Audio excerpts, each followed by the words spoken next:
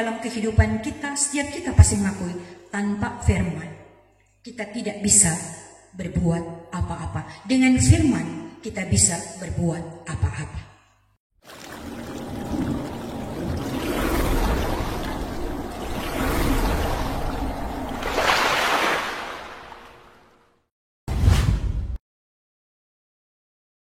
Bapak Ibu,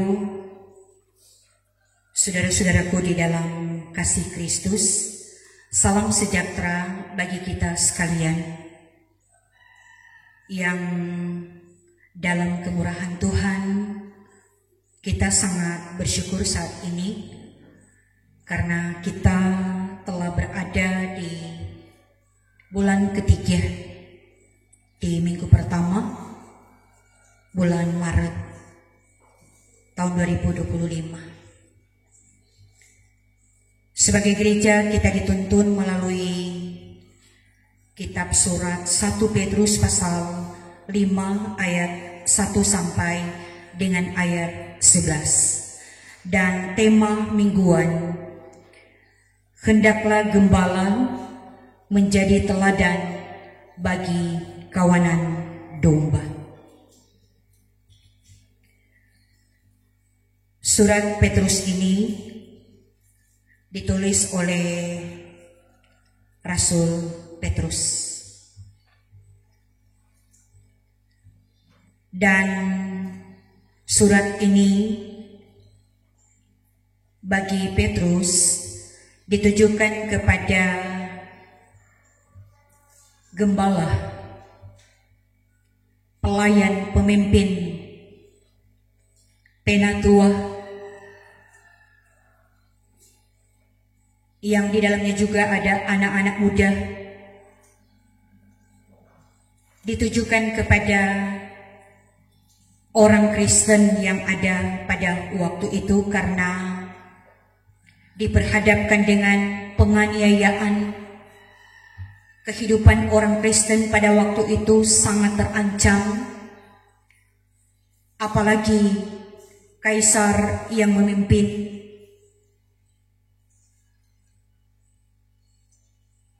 Kaisar Nero, kehidupan orang percaya itu memang diperhadapkan dengan penderitaan yang amat sangat. Olehnya disinilah Rasul Petrus, dia hendak membawa kehidupan orang percaya supaya benar-benar teruji. Dan penderitaan penganiayaan itu memang untuk memurnikan iman mereka. Tapi mari kita kembali lagi bahwa pertama, dia tujukan kepada para penatua yang ada gembala. Dan dia juga mau mengatakan sebagai teman sekerja, sebagai gembala, sebagai penatua yang memang benar-benar harus tampil, harus menampakkan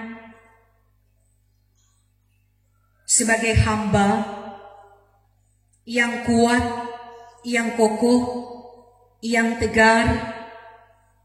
Pertama tunduk kepada Allah dan menghadapi pelayanan dengan sukarela, tidak mencari keuntungan, tetapi menurut kehendak Allah. Jadi memang dituntut sebagai hamba, sebagai penatua, sebagai gembala yang benar-benar akan menggembalakan kawanan domba. Karena memang melihat situasi atau keadaan yang ada pada waktu itu memang sangat membutuhkan gembala, pemimpin, pelayan yang melindungi, yang menjaga, yang memelihara, sehingga benar-benar kehidupan kawanan domba itu merasa selalu ada di dalam penggembalaan.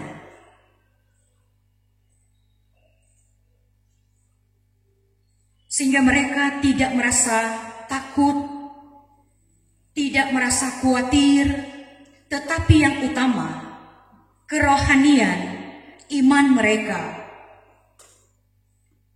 Mereka selalu diberikan makan, mereka harus kuat, mereka harus sehat, supaya ancaman, tekanan, penganiayaan, penderitaan, kawanan domba itu tetap terjaga, tetap terpelihara, dan mereka harus kuat. Jadi di sini memang dibutuhkan bagaimana gembala yang tunduk pada gembala agung.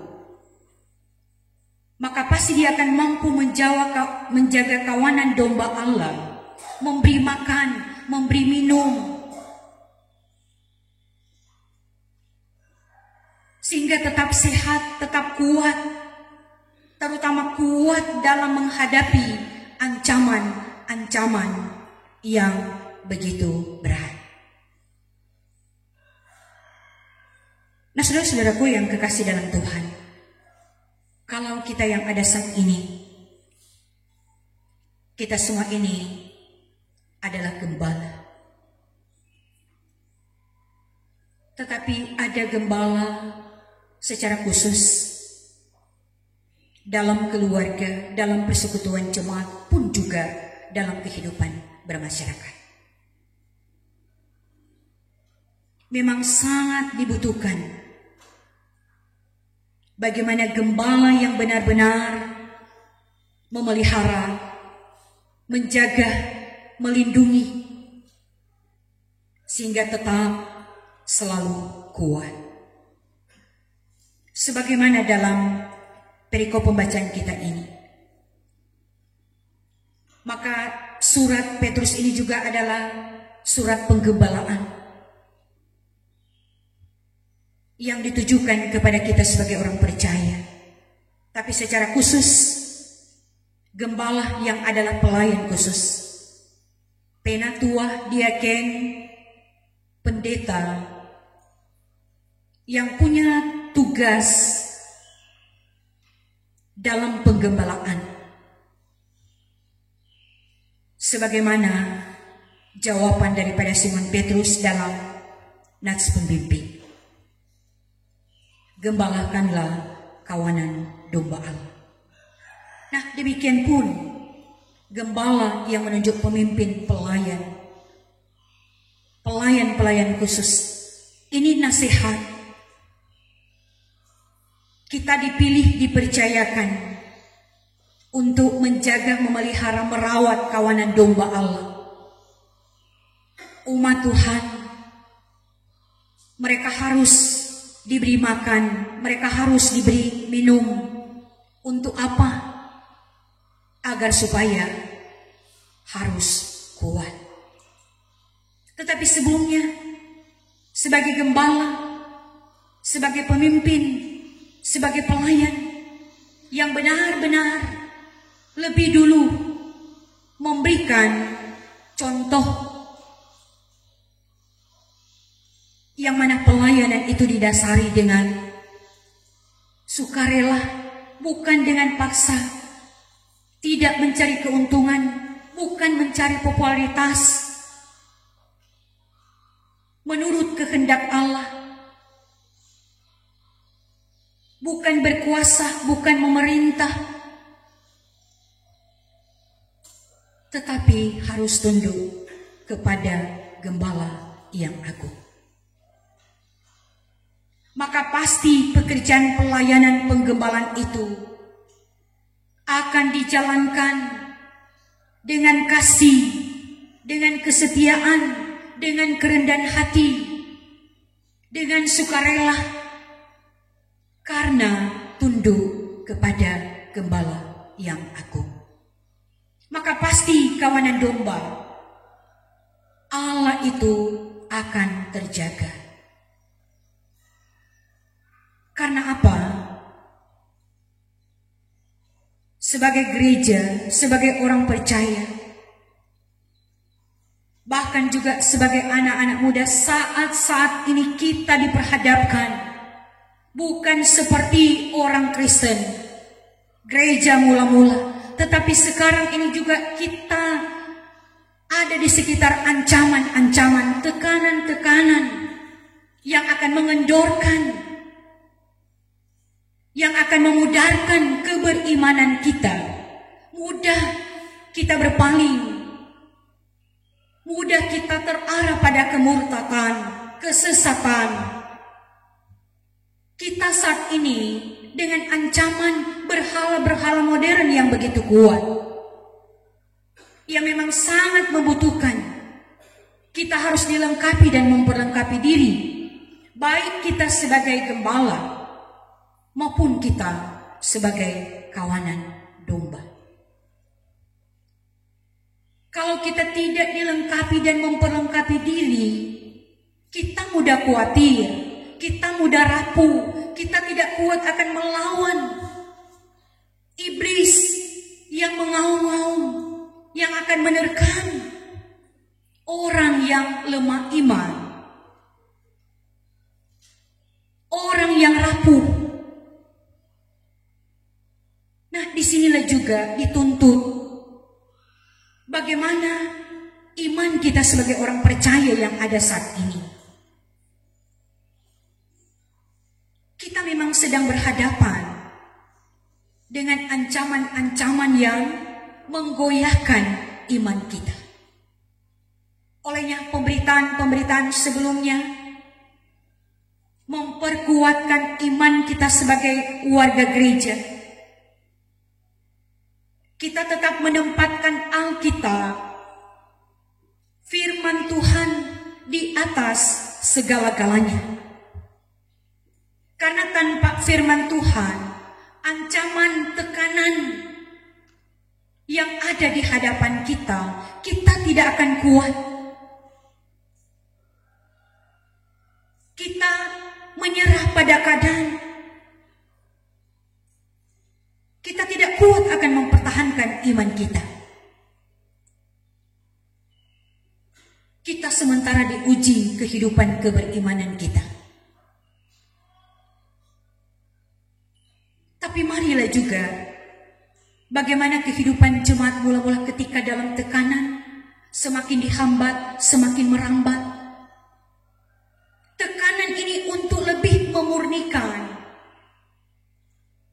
semakin memperlihatkan bahwa kita tidak mudah digoyahkan dengan apapun, karena firman kita imani punya kuasa yang mengubah. Dan memang dalam kehidupan kita, setiap kita pasti mengakui tanpa firman kita tidak bisa berbuat apa-apa. Dengan firman kita bisa berbuat apa-apa.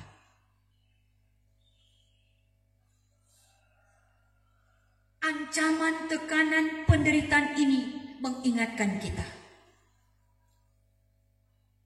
Lebih baik kita menderita karena kebenaran daripada kita menderita karena kejahatan.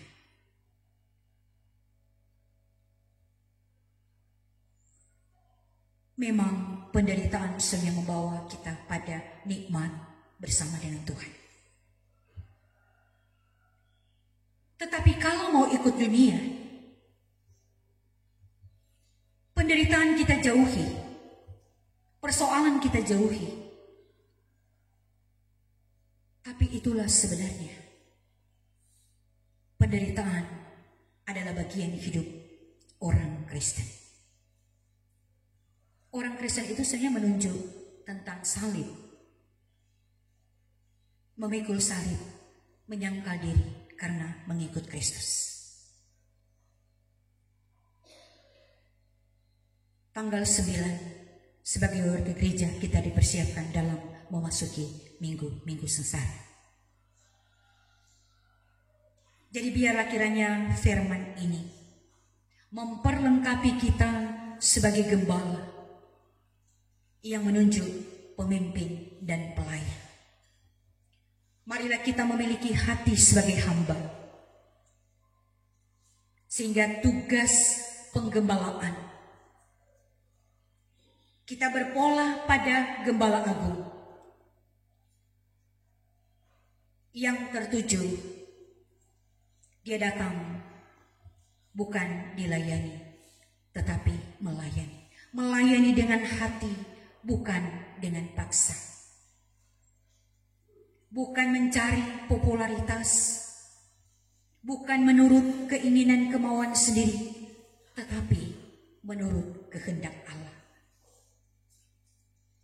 Sekiranya itu dimiliki oleh para gembala, maka pasti kawanan domba akan semakin bertumbuh, akan semakin berakar, akan semakin berbuah, terlebih akan semakin melekat hati kepada Tuhan.